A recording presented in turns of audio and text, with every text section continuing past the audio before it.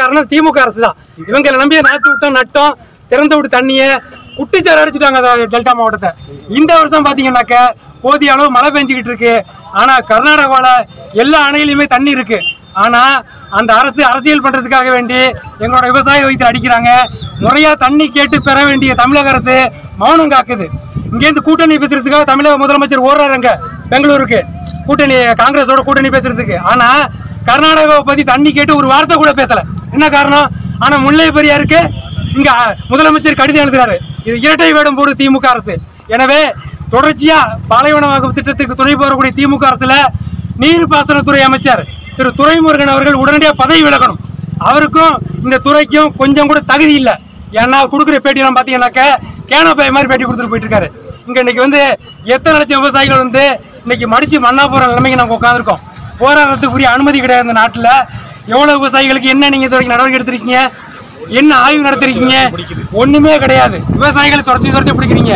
ஆளுங்கட்சிக்காரரோட அராஜகம் தலைவிரிச்சு ஆடுது இன்னைக்கு. அதனால இதுக்கு தார்மீக பொறுப்பேற்று தமிழக முதலமைச்சர் திரு மு.க. ஸ்டாலின் அவர்களே, நீங்கள் உடனே பதவி விலகிறது நல்லது. ஒன்று தண்ணி பெற்று கொடுக்க முடிஞ்சா தண்ணி பெற்று கொடுங்க விவசாயிகளுக்கு. இல்லையா இதனால் முடியலைன்னு சொல்லிட்டு பதவி விலகிறீங்க. நீங்கள் கர்நாடகாவிலேருந்து நாங்கள் இல்லைனா அடுத்த முறை விவசாயிகளை திரட்டிட்டு போயிட்டு நாங்களே அணையை திறக்கிறோம். எங்களால் முடியும். ஒட்டுமொத்த விவசாயிகளை ஒன்று திரட்டிட்டு போயிட்டு எல்லா அணையிலுமே 80 90 அடி 100 அடி கர்நாடகா தண்ணி இருக்குது.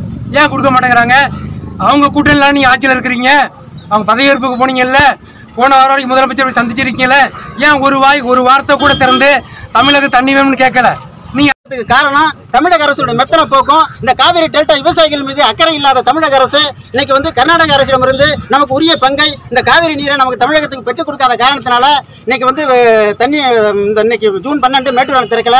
அது மட்டும் இல்ல, காவிரி நடுவர்மன்ற தீர்ப்பின் அடிப்படையில் நம்ம மாதம் கிடைக்க வேண்டிய தண்ணீரை பெற்றுத்தரல. அதனால இன்னைக்கு மேட்டூர் அணையில் 43 அடி தான் தண்ணி தான் இருக்கு. போதுமான தண்ணி இல்லாதனால மேட்டூர் அணை திறக்கல.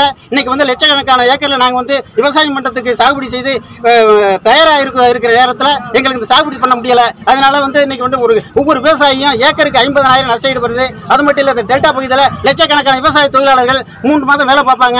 அவங்களும் வேலை செய்ய முடியாத சூழ்நிலை ஏற்படுது. அதனால தமிழக அரசு உடனடியாக இந்த குறுவை சாகுபடி செய்ய முடியாத இந்த விவசாயிகளுக்கு ஏக்கருக்கு 50,000 அதே போல இந்த டெல்டாவில் வாழ்ந்து கொண்டிருக்கின்ற விவசாய தொழிலாளர்கள் குடும்பங்களுக்கு 25,000 வழங்க வேண்டும் என்பதை இந்த நேரத்தில் தெரிவித்துக் கொள்கின்றேன். அது மட்டுமல்ல, இப்பொழுது இந்த குறுவை சாகுபடி மட்டுமல்ல, 43 அடி தண்ணீர் இருப்பதால் சம்பா சாகுபடியும் கேள்விக்குறியாக இருக்கிறது. உடனடியாக இந்த விவசாயிகளினுடைய நலனை கருத்தில் கொண்டு நானும் டெல்டாக்காரன் தான் என்று சொல்லிக் கொண்டிருக்கின்ற தமிழக முதல்வர் அவர்கள் நடவடிக்கை எடுத்து இந்த டெல்டா விவசாயிகளை காப்பாற்ற வேண்டும் என்பதை நாங்கள் சார்ந்திருக்கின்ற காவிரி தமிழ் தேச விவசாய சங்கத்தின் சார்பாக கேட்டுக்கொள்கிறேன்.